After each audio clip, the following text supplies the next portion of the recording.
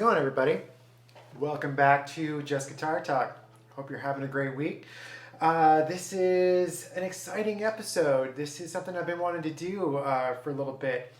This is my not new, but it's my Ibanez AS80 from 1998. There's a story behind this.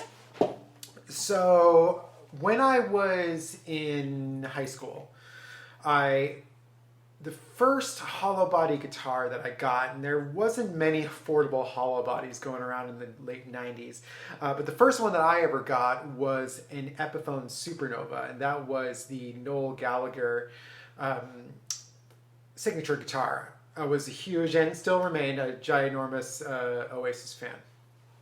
And I got that guitar mainly because I was obsessed with Oasis, but I found that I just loved the hollow body guitars. I loved how big they are. I loved how they felt, against my body when I was playing it. They're just the resonance. I loved everything about it. I loved the way that it sounded, the airiness of the tone. I thought it was great.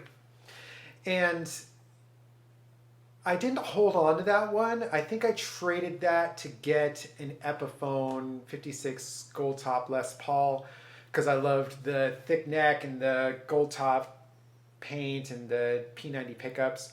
And I think later I traded that to get an Ibanez AS80, so this style of guitar, except it was in Sunburst. And I fell in love with that guitar.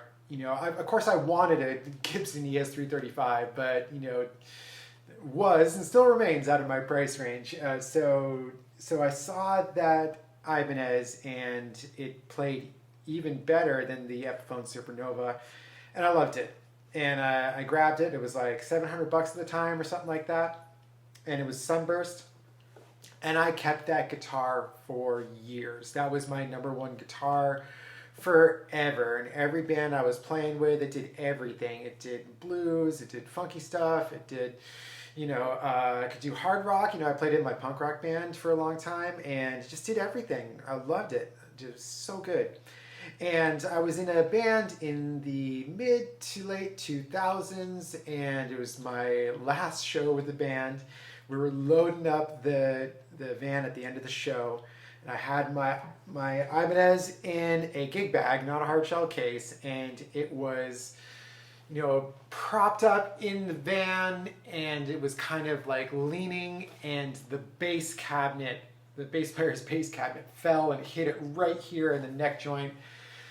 Split it right in two, and I think I got a picture of it. You can see my sad face. It's horrible.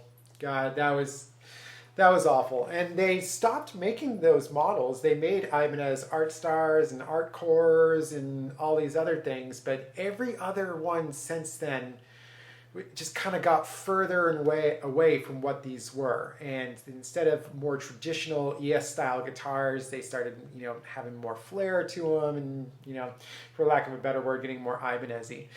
Anyways, I started seeing every once in a while, late 90s, 1998, Ibanez AS80 come up on Reverb. And it was never the one I'm like, what, I'm going to get one of those. I want one again. And just one came up, and either it was like too dinged up, or I didn't like the figuring and the grain or anything like that. And I was like, do I get a Sunburst model again, or do I get a butterscotch finish? And just one day, this guy popped up here, and I was like, this is the one. This is the one. I'm grabbing it. It was like $600. So I got it on eBay, and it was funny. I just bought a guitar the week before. So I bought two guitars in the span of a week, and the second guitar box comes to my house, and my wife's like, what's going on? And I'm like, no, I got a good deal. Anyways, so yeah, this is my 1998 Ibanez AS80. I have one again, and I'm super psyched to have one back. And I love this in the butterscotch finish. I think it's great. Looks beautiful. I put Kluson vintage tuners on here. Oh, I'm sorry, Grovers. And I also put these amber knobs on here. I'm going to keep the black pickguard, and I do like these pickups, the stock Super 58s, but I am going to put some nicer vintage PAF style pickups in here.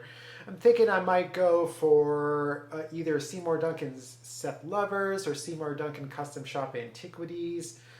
Possibly, I mean, I'm a big fan of Lindy Fralin, so I might go with their Pure PAFs, or I might pick up some Stormy Mondays from Bare Knuckle Pickups, like, even though those are a little bit pricey. So those are all really good companies and really good pickups. I have experience with Fralin and with Seymour Duncan.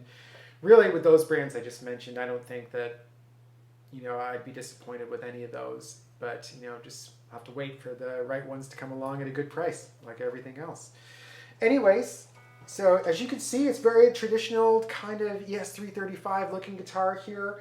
It's semi-hollow, butterscotch finish, and it's got a little bit more pointy horns here on the double cutaway, and it's very lightweight, all maple, rosewood fingerboard, and it's very, I will say this, the neck is very thin. That doesn't really bother me. It's not like super thin, but it's thinner than I'm used to. Ibanez just makes thin necks, you know what I mean? There's not a lot of Ibanez guitars that have a thick neck, unless you get like the signature ones, like oh man, I played the Paul Gilbert Fireman. Oh, that thing's a baseball bat. Anyways, this is very comfortable to play, very high fret access here. It goes all the way up there. 24 3/4 inch scale length, pretty, not sure what the radius is, it's pretty flat. But anyways, I'll go through all the pickups here and you can kind of hear what's going on. I got my Quilter Aviator Cup 50 here, and I'm blending, as always, I'm blending the tweed and the black channels.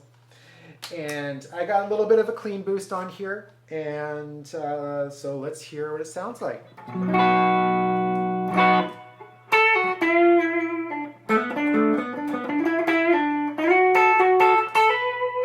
This is with both pickups.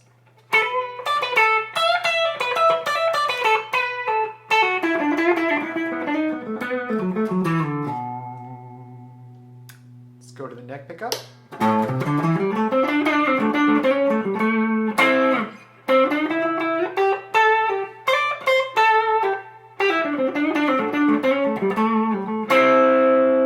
Just throw a little slapback delay on there, just for the heck of it.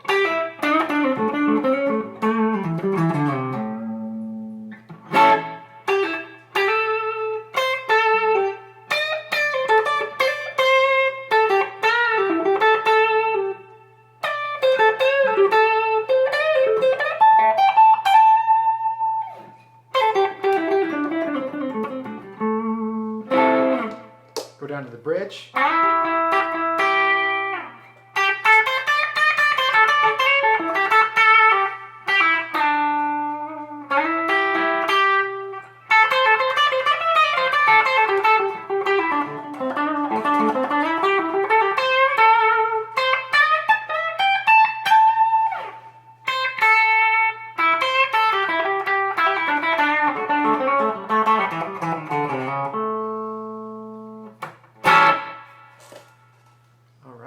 I think it sounds very good. I will say with these pickups, the lows,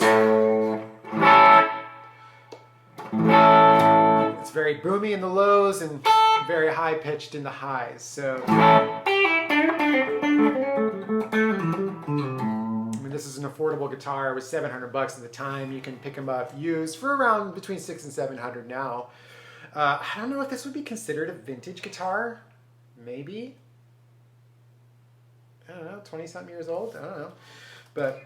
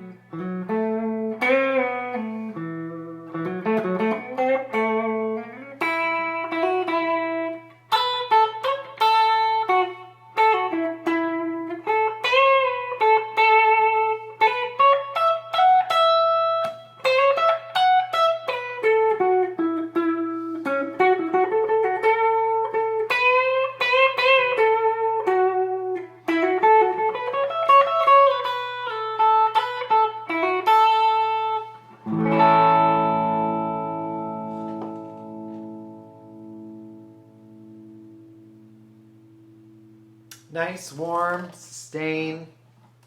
Very good, very good. So that's the clean tone. Let's hear, and I don't know if you can hear it, but it's nice. We'll go ahead and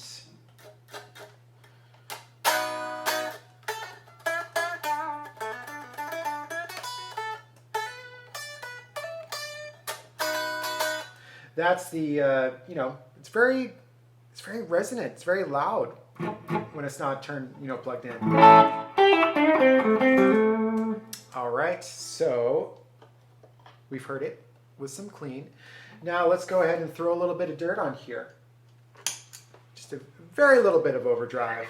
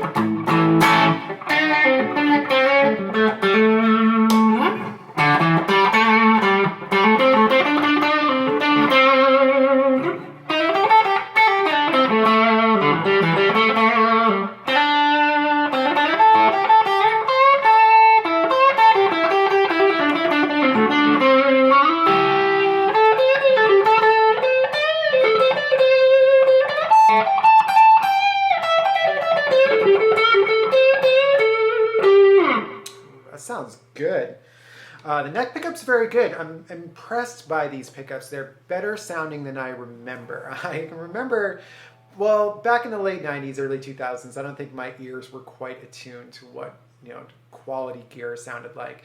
And that's not entirely my fault, because a lot of the gear that I grew up with or was accessible to me in the 90s or anybody else in the 90s, it was just crap. You know, we all Squier Stratocasters, Epiphone Les Pauls played through PV amps, and we made it work. We made it work, and we made it sound good. So anyways, there's a lot better stuff that's affordable now, and some not affordable, but anyways.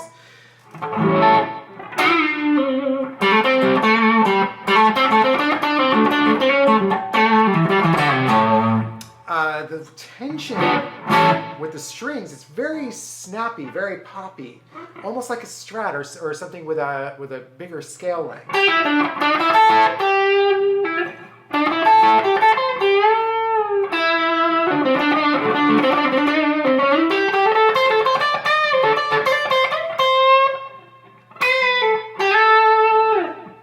Nice and warm, perfect for blues.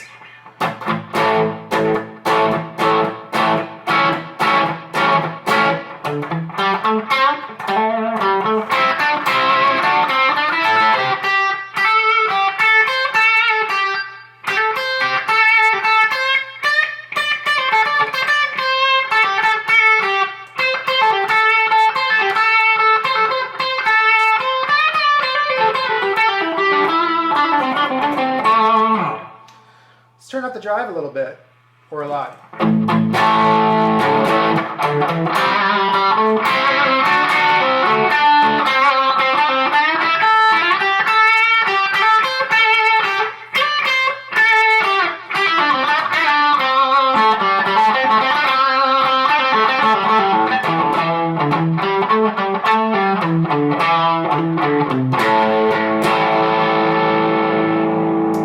Now for some fun.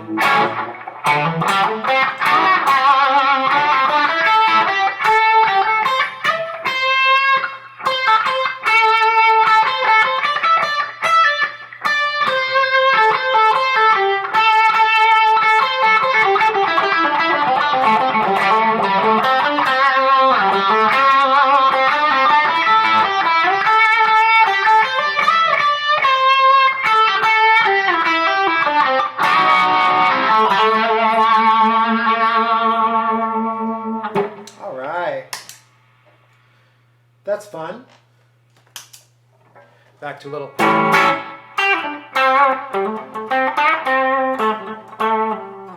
Now, I find with hollow body and semi-hollow body guitars that they're great for rhythm.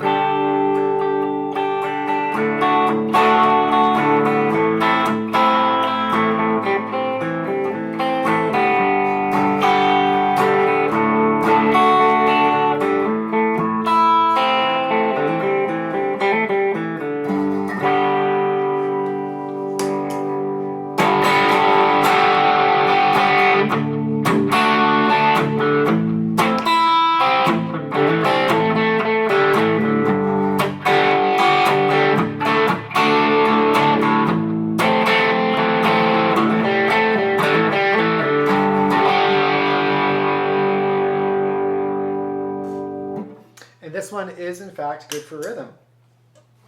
So let's do one more pedal here.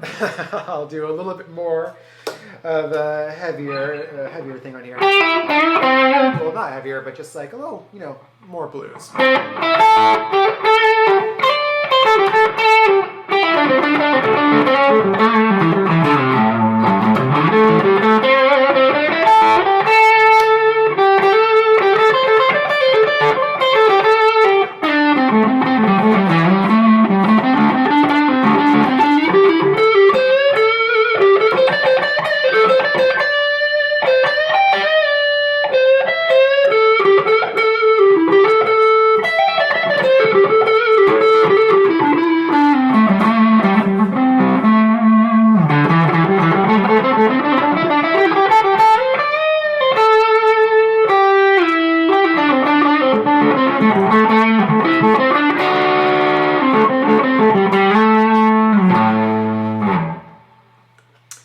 Anyways, that's it. I've had this guitar for about almost 2 months now, and I've been wanting to make a video about it, but I just haven't gotten around to it. There's so much stuff that I've been making videos about recently. Lots of new exciting gear coming around, and I'm still really enjoying my Quilter amplifier here. I saw that they just released a Quilter Cub that's British style, so man, I was like, oh, I would love like a JMP Quilter type thing. So I'm excited to check that out. I'm going to check that out soon. Anyways, thank you for everybody who's been watching, and thank you and welcome to all my new subscribers. There's been a lot of new subscribers lately, and I'm psyched to have y'all here. Thank you for watching my videos. If you watch to the end, thank you very much. That really helps me out. Give it a thumbs up. Give it a comment. I love hearing from people. Let me know if there's something that you want to hear, something you want me to play. I love your feedback. Thank you so much again for watching Just Guitar Talk. You have a fantastic week.